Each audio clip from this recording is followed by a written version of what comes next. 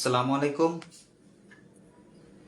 আমাদের আজকের অ্যাডমিশন ইংরেজি ক্লাসের 16তম দিনে আপনাদের সবাইকে স্বাগতম। তো আজকে 16তম দিনে আমরা যা যা পড়বো তা হচ্ছে ইডিয়মস পড়ব, কবিতার সংজ্ঞা পড়ব, সেই সাথে গ্রামারের অল্প কিছু রুলস পড়ব, বিশেষ করে ট্রান্সলেশন করার বিষয়টা, প্রেজেন্ট ইনডিফিনিট টেন্স সহ প্রেজেন্টের বাকি দুইটি টেন্স। তো আমরা শুরু করি দুটি ইডিয়মস দিয়ে। প্রথমটা হচ্ছে এ ব্ল্যাক শিপ। এ ব্ল্যাক শিপ অর্থ হচ্ছে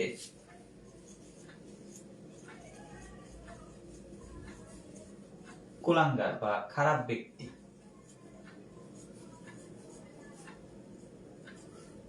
খারাপ ব্যক্তি, ব্যাড পারসন, অতিরিক্ত খারাপ ব্যক্তিকে এই নামে সম্বোধন করা হয়। আর ব্ল্যাক শিপ অর্থ হচ্ছে কুলাঙ্গার। আরেকটা ওয়ার্ড পড়বো, a dark horse.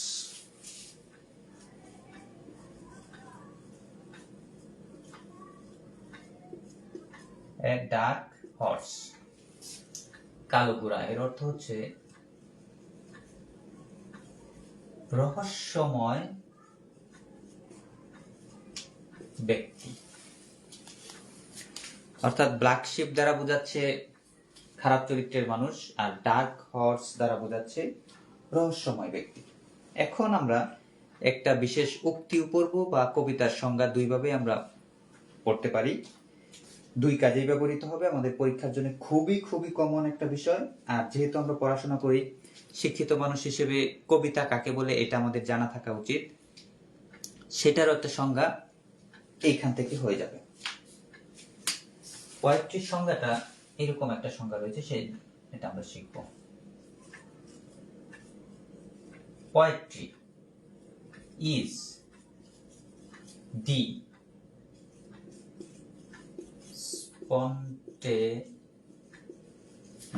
spontaneous overflow of powerful feelings। সংজ্ঞাটা অবশ্যই আমাদের মুখস্থ করতে হবে, লিখে রাখতে হবে এবং অ্যাকুরেটলি পারতে হবে। আবার একটু বলে দিচ্ছি, poetry is the spontaneous overflow of powerful feelings. Spontaneous অর্থ হচ্ছে স্বতঃস্ফূর্ত। স্বতঃস্ফূর্ত, ফিলিংস মানে অনুভূতি, আর যদি প্লুরাল করি অনুভূতি সমূহ। পাওয়ারফুল তো আমরা জানি শক্তিশালী, আর ওভারফ্লো হচ্ছে অতি প্রবাহ। ফ্লো যদি প্রবাহ হয়, অতি প্রবাহ আমরা বলতে পারি।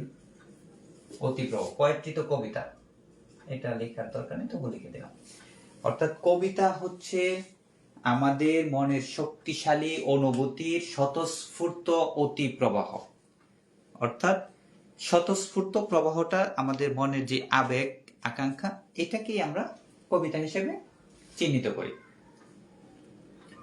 এখন কথা হচ্ছে এটা কতটুকু পারফেক্ট বা সংজ্ঞাটা কার? সংজ্ঞাটা গত ক্লাসে যে আমরা পড়েছিলাম, romantic poet William Wordsworth,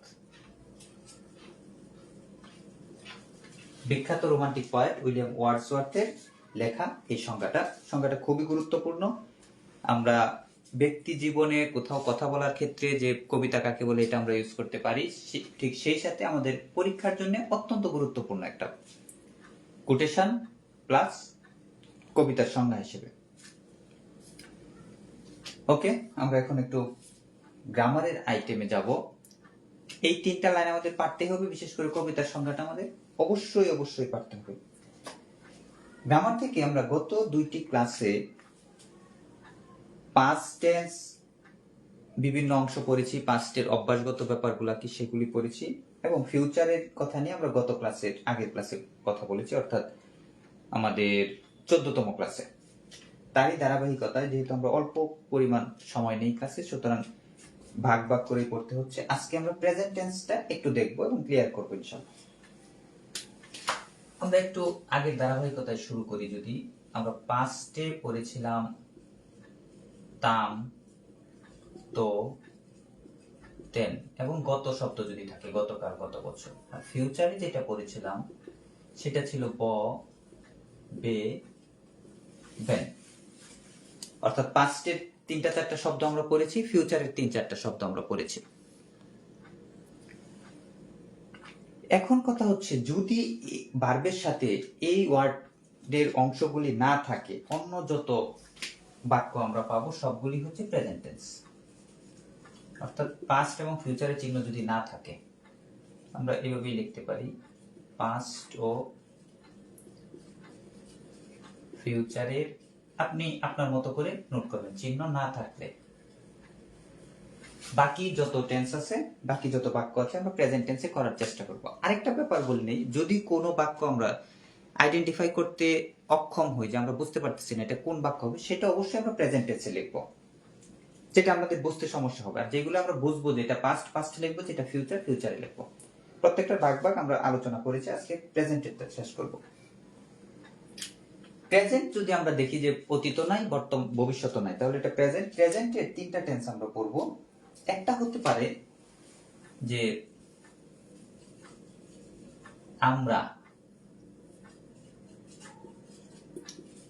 15টি class শেষ করেছি। এখানে 15টি ক্লাস শেষ করেছি, করার কাজটা শেষ হয়ে গেলেও অতীতের কোনো চিহ্ন কিন্তু এই ভার্বের সাথে নাই, করেছির সাথে তাম, তো, তেন বা গত নাই। সুতরাং এটা পাস্টে আমরা লিখতে পারবো না, আমরা প্রেজেন্টে লেখার চেষ্টা করব। আবার আরেকটা বাক্য যদি দেখি, আমরা ইংরেজি পড়ছি, আমরা মাঝখানে একটু গ্যাপ দিয়ে লিখি, আমরা ইংরেজি পড়তেছি, মানে এখন আমরা যে কাজটা করতেছি। দুইটা বাক্য একটু খেয়াল করলে দেখা যাবে যে আমরা 15টি ক্লাস শেষ করেছি, এটার কাজটা শেষ, আর ইংরেজি পড়তেছি হচ্ছে এখন আমরা ইংরেজি পড়তেছি। এর সাথে আরেকটা বাক্য আমরা দেখি যে আমরা প্রতিদিন কলেজে যাই, নাকি কলেজে যাই। 3টা বাক্যের পার্থক্যটা বুঝলে আমরা অনুবাদটা সঠিকভাবে করতে পারবো। প্রথম বাক্যটা ছিল যে কাজ অলরেডি শেষ, কিন্তু অতীতকাল না, এটাই হচ্ছে পার্থক্য। সাধারণত কাজ শেষ হয়ে গেলে অতীতকাল হয়, যদি অতীতকাল না থেকে কাজটি শেষ হয়, সেই ক্ষেত্রে সেটা হবে প্রেজেন্ট পারফেক্ট, প্রেজেন্ট পারফেক্ট। আর যদি কাজটি চলমান থাকে সেটা কন্টিনিউয়াস। এর বাইরে যা লিখবো আমরা ইনডিফিনিটে লিখবো। কোনোটা যদি বুঝতে অসুবিধা হয় যে এটা পারফেক্ট বা কন্টিনিউয়াস কিনা সন্দেহ হয়, সেই ক্ষেত্রে আমরা ইনডিফিনিটে লিখবো, এটাতে লিখবো। তো স্ট্রাকচার আমরা জানি, উই হ্যাভ, ভার্ব 3 হবে যেহেতু শেষ করেছি, ফিনিশড 15 ক্লাসেস, আমরা 15টি ক্লাস শেষ করেছি। আমরা ইংরেজি পড়তেছি, কন্টিনিউয়াস আমরা লিখবো উই, এমিজারের থেকে আর ভার্বের সাথে আইএনজি, রিডিং ইংলিশ। কন্টিনিউয়াসের গঠনে কন্টিনিউয়াসটা লিখলাম। যদিও ব্যাপারগুলো আপনাদের জানা, একটু স্মরণ করিয়ে দেওয়ার কারণ হচ্ছে কনফিউজিং প্রশ্ন আমাদের থাকে এগুলি থেকে, এই জন্য আইডিয়াটা ক্লিয়ার হওয়া দরকার। আর যেটা ইনডিফিনিট সেটা নরমাল স্ট্রাকচার, সাবজেক্ট প্লাস ভার্বের base form, we go to college, যেহেতু প্রতিদিন, এভরিডে।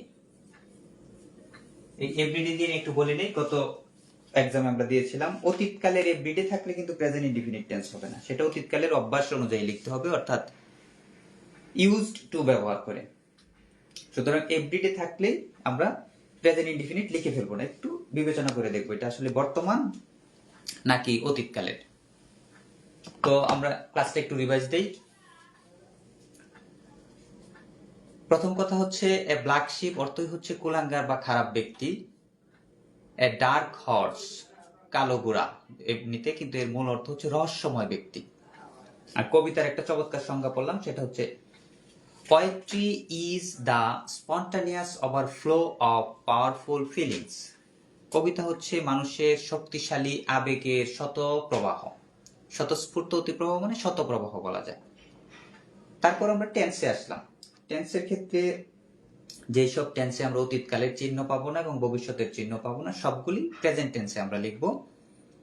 প্রেজেন্টের ক্ষেত্রে কাজটি যদি শেষ হয়ে যায় সেক্ষেত্রে পারফেক্টে লিখবো। কাজটি চলমান যদি আমাদের কাছে মনে হয়, সাদা চোখে যদি মনে হয়, এত গবেষণার প্রয়োজন নেই, সেটা আমরা কন্টিনিউয়াস টেন্সে লিখবো। আর যদি দুটি থেকে কোনোটি মনে না হয়, যে শেষ হয়েছে এরকমও মনে হচ্ছে না, চলমান এটাও মনে হচ্ছে না, সেই ক্ষেত্রে আমরা ইনডিফিনিটে লিখবো। আর সর্বশেষ কথা এবং সবচেয়ে গুরুত্বপূর্ণ কথা যেটা, সেটা হচ্ছে কোনো টেন্স যদি আমরা ধরতে না পারি, যেটা কোন টেন্স হচ্ছে বা বুঝতেছি না, সেই ক্ষেত্রে আমরা প্রেজেন্ট লেখার চেষ্টা করবো। আর প্রেজেন্টের কোন টেন্স সেটা যদি ধরতে না পারি, প্রেজেন্ট ইনডিফিনিটে লিখবো। এটা হচ্ছে আমাদের সর্বশেষ কথা এবং অনুবাদের ক্ষেত্রে সবচেয়ে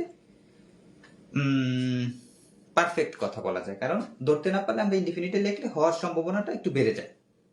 100% হবে তা বলা যাচ্ছে না, কিন্তু সম্ভাবনা বাড়বে, কারণ অধিকাংশ বাক্যই আমরা প্রেজেন্ট ইনডিফিনিট ব্যবহার করি ওই হিসেবে। তো আজকে এই পর্যন্তই, সবাইকে ধন্যবাদ। নেক্সট ক্লাসে আবার কথা হবে। খুদা হাফেজ।